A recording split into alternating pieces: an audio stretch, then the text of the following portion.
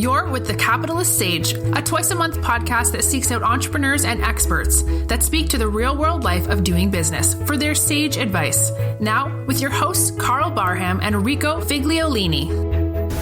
Welcome to The Capitalist Sage podcast. We're here to bring you advice and tips from seasoned pros and experts to help you improve your business. I'm Karl Barham with Transworld Business Advisors, and my co-host is Rico Figliolini with Mighty Rockets Digital Marketing and the publisher of the Peachtree Corners magazine. Hey Rico, how you doing? Hey Karl, really good. Good. Why don't you introduce our sponsors today? Sure. I want to talk about Atlanta Tech Park, which is where this podcast studio is at. The founder here is Robin Buffet, an former executive of AT&T, BlackBerry, and Samsung, and she created space here in the park, in Technology Park, that really works with a lot of the companies here, startups, and smaller companies that are growing, a variety of high-tech companies and firms that is in this new tech hub. So I want to say thank you to them for allowing us to be here. They do a lot of great workshops, a lot of great introductions. If you're a business that's small that wants to grow, this is a great place to be. CMX Cinebistro, love that place. It's a luxury dinner and movie theater concept that has a scratch kitchen. Does everything from scratch. Your entrees, your desserts, your cocktail drinks. Have over a dozen really unique cocktail drinks as well, aimed at date night. So if you're, there's no, you have to be 21 and older to be there at 6 p.m. and after. Great movies are playing. And this week is Toy Story 4, Yesterday, Annabelle Comes Home, and Rocket Man. So check them out. They're going to be, you can go to cinebistro.com and you'll find out about what the showtimes are.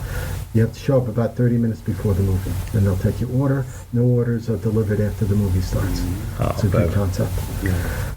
Explore Gwinnett. They're the county's the county's tourism bureau, and they introduce everyone to what's going on, not only here in Peachtree Corners, but everywhere in Gwinnett County. Anything you want to do for yourself, your family. We're a diverse county. They do things like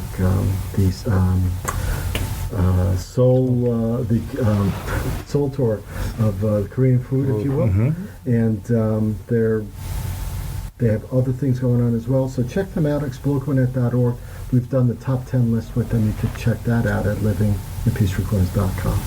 And last thing, I just want to thank Quinn Watch, who's doing our cinematography, if you will, our director.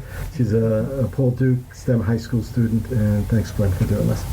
Excellent. Thanks, Rico. Today, I'm excited for our guest today, Musa and Micole Hasan, co-owners of Bread and Butter's Farm.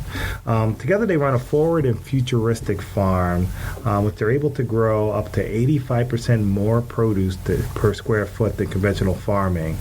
And they're doing that right here in the metro Atlanta areas and providing good, nutritious, chemical-free and organic foods to the local population here. So want to welcome them here.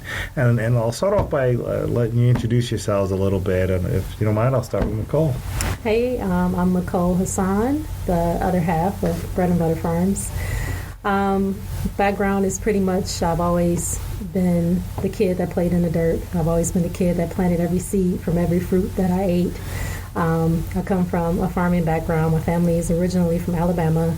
We have quite a bit of land still there where we grew everything from cash crops up until just everything to support the household kind of thing. So I come from a really self-sufficient family background, and I was the only one out of 4 kids that hung on to it. My mother hated farming. She hated growing up on the farm. She didn't like it. I romanticized about her stories that she told me, and I told her I wanted to be a farmer when I grew up. So against her wishes, I became a farmer. She loves it now, but to satisfy her and my father, I also did graduate with a Bachelor of Science in Biology. So I also apply that too with our farming techniques as well. Awesome. She loves it when we bring food, though. She does. She does. That's right. Good nutritious. Right. So my name is Musa Hasan. I'm the other owner of Bread and Butter Farm. So I was raised on the farm. I hated every bit of it. Until a time I was like 12, moved away, went to the city, Atlanta, went to Tuskegee University with a bachelor's degree in animal science, took on a master's of cancer biology, And then from there, we actually got into farming. We started farming the way our grandparents farmed, the way our great-grandparents farmed. We wanted to have control over our food and what we put in our bodies, so on and so forth. So, farming is that vehicle for that. So we kind of took to it. And then, we thought that we can kind of make a business out of it, So one thing led to the next, and now we actually have a farming business. So that's where we are. Yeah, that's fabulous. One of the interesting things I found is you both have backgrounds in science and learned from kind of scientific methods and have careers that have been built around that. How did that help equip you to apply some of the things you've learned in how you do farming today? Gotcha. So, for example, Kwani, she creates our Pest control. So I was just going to say that, like, my favorite subject, I didn't take, I needed like another science elective my senior year of college, and I took entomology. And I've also always had an affinity for insects, but my affinity was a love for them, not to kill them. So entomology, they were just like pest control, and I was kind of like, oh, like, this is disappointing. But now as a farmer, I appreciate it. So now I actually apply it, and I'm able to make all natural pest control that we utilize, and it has been like a game changer for us from last year to this year when it comes to pest pressure.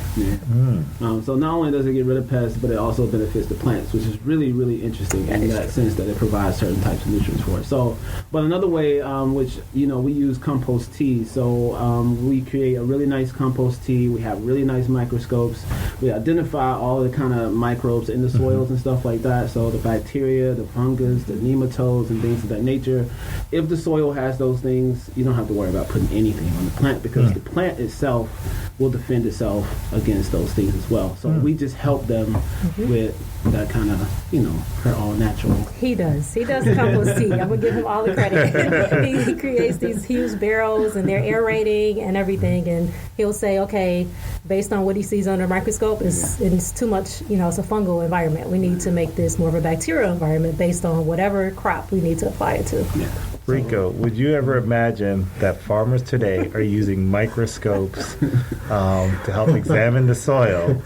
No, I remember my father and his father and their farming in Italy. It wasn't quite like this. Not at all. Yeah. His father looks at us like we're crazy. But I love it. My science part of me loves the fact that how you apply this to that. And there's a really huge benefit to your consumers in that. So tell me a little bit about how using these techniques and taking out some of the chemicals that are used in growing today, how does that help and improve the food that you're able to produce, both the yield and for the customers that are buying it? Yeah, it does help with the yield a lot, because once you put chemicals in the soil, it really gets rid of the bacteria and stuff that's in there. So you have to constantly put those things back into the soil. Exactly. So you really, once you get the soil right, you don't have to worry about adding those things. So number one, you can grow more produce per square foot. So we grow about 85% more than conventional farming in the same amount of space. So with that means that people who are buying the food, they get literally nutrient-dense produce. So the produce tastes the way it should taste. So it's like the first time I tasted some real orange juice, I was like, this is poison, but it wasn't.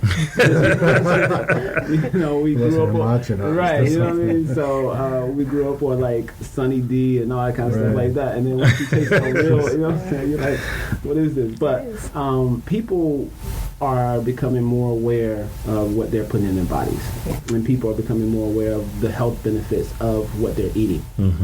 So, and food is medicine, so we call it pharmacy. So what ends up happening is the plants can pretty much reach out and get what they need. They know what they need. They know what they need to have. So if you just support the plants and provide them with that foundation by making sure they're not fertilized to death. So fertilizer will make them grow really fast, and you'll get really big products. You'll get really big, whatever you're growing will grow really big, but it may be void of whatever nutrients it didn't get a chance to reach out and get from the root system and from the soil. It's funny, I think, because when I go to the produce store, everything's either per piece, maybe, but really per pound. And so the bigger you get it, the more water that's in it, the more like other stuff you don't need. They make more money that way.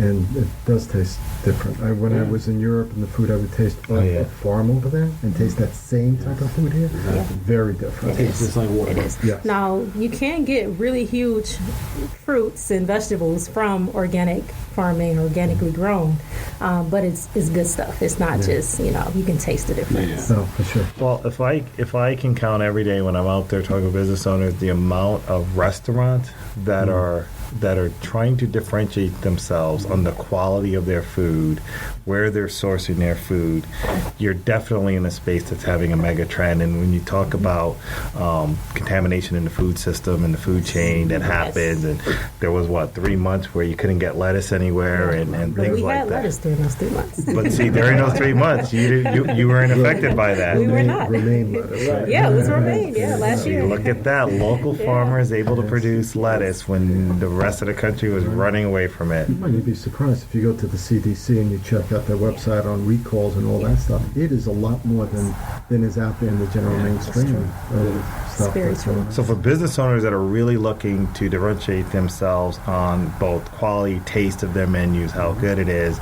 and even protect themselves on their menu items that they're able to provide, really understanding and teaming up with local farmers is a really key strategy for that. Which led me to ask a little bit about the business side now of farming, and I'm going to have to start with you're a husband and wife team, and I have a certain passion for husband and wife teams, and I'm wondering, how do you guys balance the business of the farm with the business of the family, and I think working bird lines. So, I mean, I'm technically working with my homie. So I'm working with my friend, right? So that's number one. Number two, we both have a passion for what we're eating and providing food and trying to understand what we're putting in the body. So from that standpoint, it's like, it's just working with somebody you really, really care about that has the same vision as you, so it kind of aligns. And I think you know this because your wife just came here. so this is true. But then there's a separation and there's a reality when you run into problems in the household per se, and then you have a business to run. So as long as you're grown and you're able to communicate and outline those issues, separate those issues, and deal with those issues as they come in, I mean, we haven't had any problems, thankfully. So I have zero problems when it comes to how we work together and what we're doing and as a business. So now, she comes from a Virgo type of world. Uh-oh, he's pulling out. He's pulling out. So she's extremely meticulous, but that is extremely beneficial for a business standpoint. You don't want a doctor working on you, and they're like, just zip them up. You know what I mean? So, I waited for 2 hours. On Monday. Yeah. So. And for me, I'm like, let's get it done. This is a huge project. Let's get it done. It doesn't matter if it takes all day. This is what I'm working on, and I'm focused on that. But, because of how meticulous everything is, she draws them out. She look at them. This is like what it is. This is very detail-oriented. So, in the long run, it benefits tremendously the business when it comes to the business. I think that's the only time that we may kind of bump heads. It's not even bumping heads. Is how we execute. Yeah. And we both look at, okay, who has the most expertise in this, whatever we're facing, and I'll just submit, or he'll just submit, and we'll say, okay, you do it, however, whatever way you want to do it. I have a philosophy: there is no emotion in business. When it's time to run a business, it doesn't matter if we had the worst argument of our life the night before. We're business partners right now, so we need to work and get it done. I love that. There's so many business owners that are couples like that, and we find a lot of success with couples that are in business because of that dynamic. The same thing that works well in the family the strengths, the complementary strengths there applies in businesses. And some business owners that don't have that balance, there's just one leader and they don't have that person that fills in, that they trust their gaps or their weak spots, they tend to have blind spots and they struggle more. So I think that's a huge advantage. It also sounds like you guys sort of segment a little bit about what you do. You know, like you have your tasks and what you're needing to do, and you have yours. I mean, that's probably helpful in some ways, isn't it? It is. So I'm curious, have you put your kids to work in the business? So that's the other thing I was about to tap into, is because the kids get to see all of this, right? Yes. So this is becoming a culture for them. Yes. So seeing a business, being a part of a business, you know, they're coming up with ideas that are just like, oh man, that is actually a really good idea, you know? So which has forced us to take a look at their ideas and try to implement them from a farm standpoint and let them be a part of the business. How old are the kids? 10, 7, 6, and 3. Okay. Yeah. So, but it's really, really neat to see because I didn't see that growing up. You know, you just like, I'm going to go to work, I'm going to go to school, I'm going to work some more, pay off this loan debt, and then keep working. You know what I'm saying? So, and I think that's where Start Me came in. When we first decided to start the business, we knew how to grow and we know how to grow very well. But the business part, we didn't have any real experience in. So once we got into the Start Me, which is the Catalyst business program at Emory, and so that helped tremendously for what we had going on. So I would advise anybody to get part of that. So tell me a little bit, as you're starting out a business and looking for help in that part, how did you find the Start Me program, and tell us a little bit about what that program is and how it helped you in launching your business? It was, I saw a post on Facebook. It was some agricultural page, or somebody shared it. I want to say it was either Truly Living Well or somebody associated with them shared it on their page, and they had an info session, and it was just saying like, okay, if you own a business or you want to start a business, come to this info session to learn more about how to grow and start your business. We went to the info session in Tucker, and we liked what we heard. We knew that, like you said, we had mastered one part of the business, but we needed to master the financial side of it, because that seemed to be like a hole or a loop. And we applied, and they told us they were about numbers. We needed numbers. We needed to know how to buckle down what we were spending, the accounting aspect of it. And that's exactly what they did. They really pulled our coattails on, where's your money going? What are you spending money on? What's going in? What's coming out? And with farming, if you love farming, which most farmers have to love it to do it, you get caught up in what's necessary for the plants, what's necessary for the soil. You don't necessarily think about your financial pocket. Like, can you afford to do it that way? Is there another more financial more cost-effective way to do it? So I would like to ask folks that are in business whether or not they're operating a nonprofit. Right. And the reason I ask that, because if you ask them, do you know whether or not you made a profit last month, or you had positive cash flow, and they can't answer the question, there's a good chance they may be running a nonprofit without knowing it.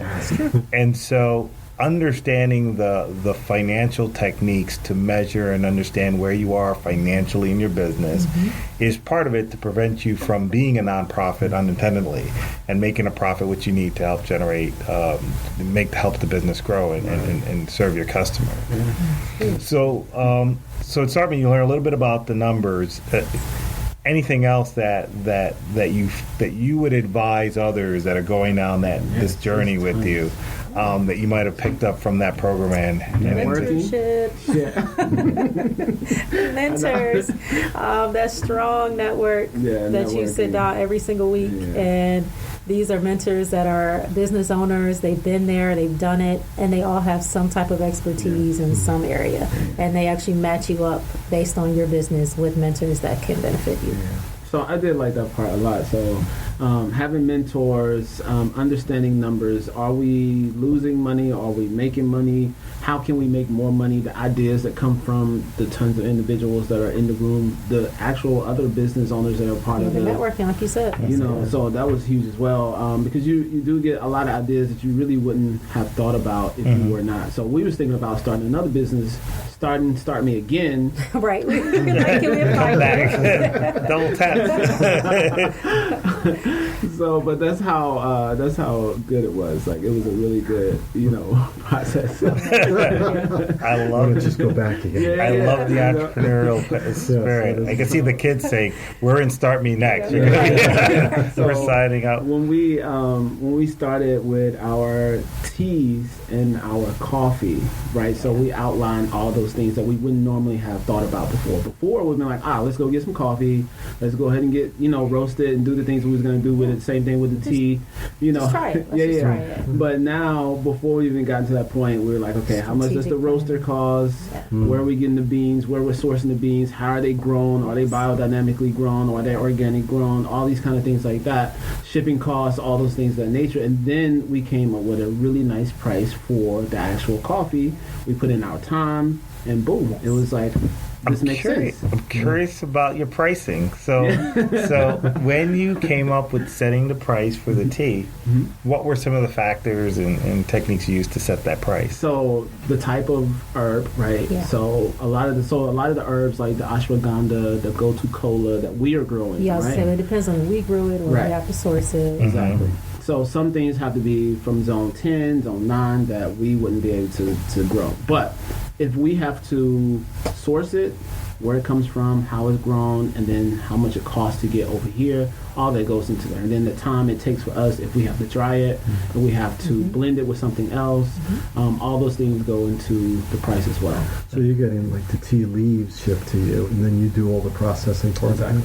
Wow. Except for the herbs that we ourselves grow and dry and put part of the tea or the roots that we use here. And then whatever we can source local, we can. So share with us a little bit about the products. So we know you're farmers. What are some of the products you produce and sell into the market? Give us an example of. We do the butters, right? You mean what we produce outside of produce, or no? Like how do you? How about what's the major product? Major products that you're selling into the market. Yeah, so, I mean, one of the main things we sell is butter, right? Bread and butter. That's initially because we are greedy, but More profit. Right. So it's like, we want to, make bread and butter. And we've been making bread and butter for forever, right? But then we want farming to be our bread and butter. So that's how we kind of got into that. But we also sell tons of bread and butter. So it's organic breads, organic butters, and the butters are infused with byproducts from farms. So blueberries, for example, are dried and then placed into butter. Blueberry butter. Yeah, so it's blueberry maple butter, and then, of course, the garlic and herb butter, honey butter, things of that nature. So the same thing with the bread. So she makes chia breads. I don't even want to call it. But it's my new creation. Yeah. We haven't really named it yet. It's like a multi-seed bread. Yeah. So do you have like baking facilities on property too? So we had to become a part of we had to be a part of a commercial kitchen. So. Oh, okay. So you searched out a kitchen and that goes into the price. Yes. Yeah, I would think. Because you have to go wherever you have to go for that, right? I would imagine. Yeah. So do you have all of this documented in a plan? Do you know where you are today? Do you know where you're going next? We do know where we're going next, but we have not, because hemp is new to Georgia as of, Brian finally came through. Yeah. So we have a very strong idea of where we want to go when it comes to hemp and all the things you can do with that. So we have the land already. We just kind of figure out, how we're going to utilize that whole plant, from the building material to the oil to all those things. Like that. So that's direction-wise. Everything else is in the strategic plan, business plan. As far as the plants, the growing, as when it comes to the veggies and things of that nature. And then, of course, the breads, the butter, oils, teas, coffee. So. And don't forget about my chickens, my babies. Yeah, you're right, Dave. Free-range chickens. Yes. So all of that has been a part of what we're doing now, and we kind of developed that through the Start Me, right? So that was the benefit of the Start Me as well, because it helped, get that business plan together. That's, Did they help you also get financing in that too?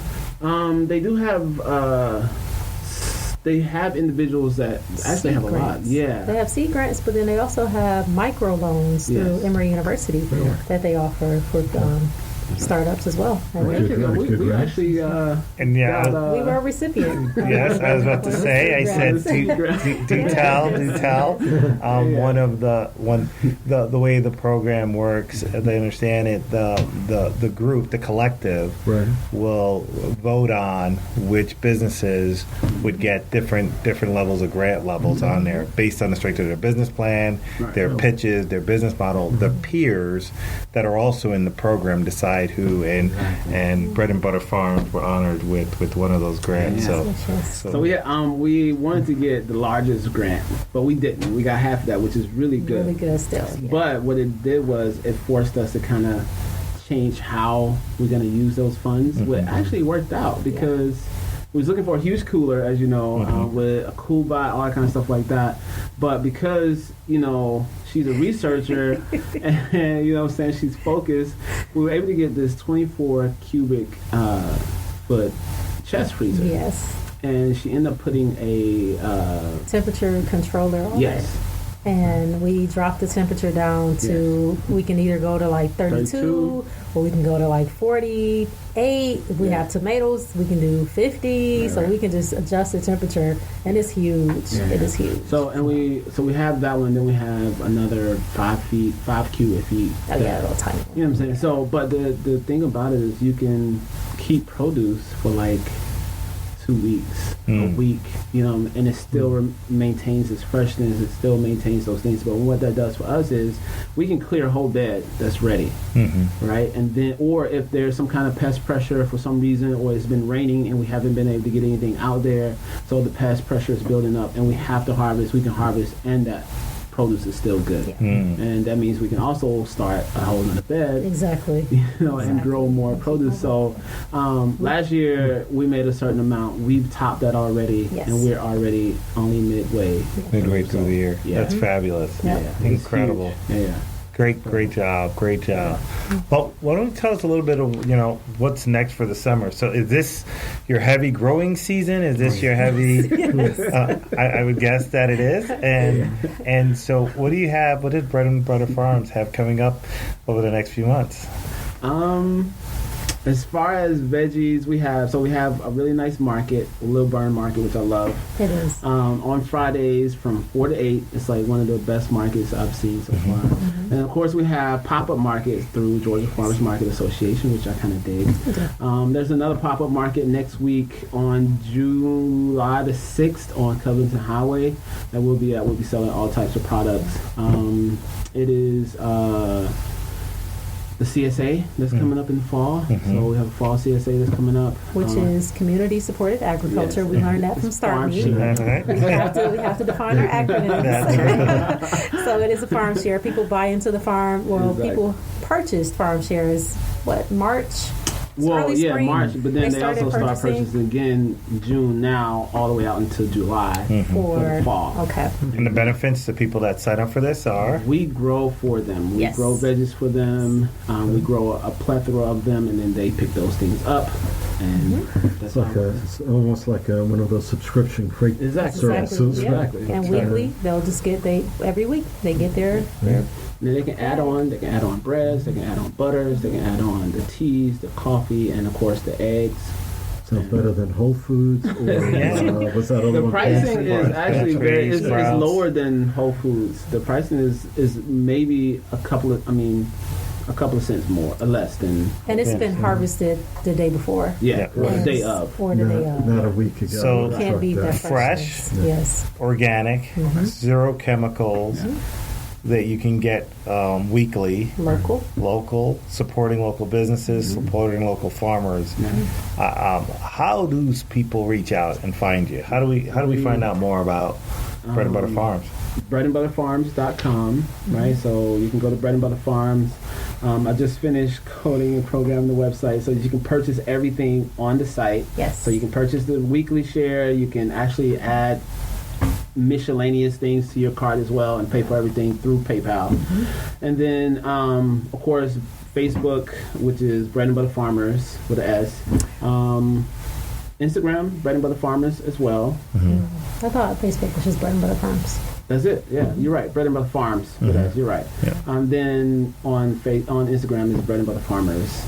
Oh, fabulous. Fabulous. So absolutely, folks, reach out, learn more about what's going on in the local farming community here in Georgia. Everyone talks about the film industry and what's going on here, but understanding most of Georgia isn't in Atlanta proper. And even for those that do live here, there's people that are making a living and building a business out of farming like we did 100, 200, 300 years ago, and bringing science and technology to it to help build out better products and better produce for their customers. So please do go check out Bread and Butter Farms online and go to one of these farmers markets and try some of the produce out. Please. Well, we'd like to thank Micole and Musa for joining us today and helping share their advice with farming in the metro Atlanta area and how organic farming is becoming a growing industry that people are becoming successful for. We'd also like to thank Atlanta Tech Park, for hosting the Capitalist Sage podcast, and definitely it's a cool place to check out if you want to be surrounded by entrepreneurs and business people and exchange ideas. It's a great place to check out. I'm Karl Barham with Transworld Business Advisors of Atlanta Peachtree, and we work with business owners in the business community, giving them advice on how they can grow their business, as well as when they're ready to exit their business, the best ways to be able to sell and exit their business. So if we could ever help out, feel free to reach out to Transworld Business Advisor of Atlanta, K Barham, Barham at tworld.com, and we're available for a consult for those. And Rico, of course, tell us a little bit about what you've got going on coming up. Sure. Lots of things going on. Peachtree Corners magazine is going to be coming out the end of July. We're working on several features. So one of them is about the film and TV industry in the Peachtree Corners city, and some of it may be the surrounding area. So it's a bit about that. So that's the cover story, most likely. The next story that we're working on is about the Scouts, the Boy Scouts in the city, and the churches and other groups that are involved with that. And the third thing is that we are, well, two more things. We're a sponsor of Light Up the Corners, which is a big race. YMCA is doing that, so we're a sponsor of that. And we're a sponsor. We just became an immediate sponsor of Smart City Expo Atlanta, which is an offshoot, first time in North America. It's an offshoot of a Barcelona International Expo that's happening, and it's the City of Peachtree Corners through Curiosity Labs at Peachtree Corners is involved in that. So all that stuff will be in the magazine. Oh, so fabulous. Look for that at the end of July. Oh, that's great. Well, we want to thank everybody. Thank you for tuning into the Capitalist Sage podcast, and we're going to continue to bring you great guests, local business owners, people that are doing things in the business community, folks that can help you improve your business. So thank you for listening, and don't forget to tune in. You can find us on Peachtree Corners Live Facebook page. You should like the page. This way you find the live stream coming. Yep. Instagram, it's the same name. LivingInPeachtreeCorners.com, you'll find the player. Of course, you can find this on Spotify, Spreaker, iTunes, iHeartRadio. I believe we just got approved on that. Yep. Google Play, and wherever you find the podcast. Along with YouTube as well. Yes, YouTube channel is the Peachtree Corners Live channel, and you can watch that there too. So follow those, and you'll be notified when there's a new episode. Thank you, everybody. Have a great day. Thanks, guys. Thank you. This has been the Capitalist Sage with Karl Barham and Rico Figliolini, the twice-a-month podcast with entrepreneurs and business experts. We hope you enjoyed this episode. Want more? Visit our website at capitalistsagepodcast.com.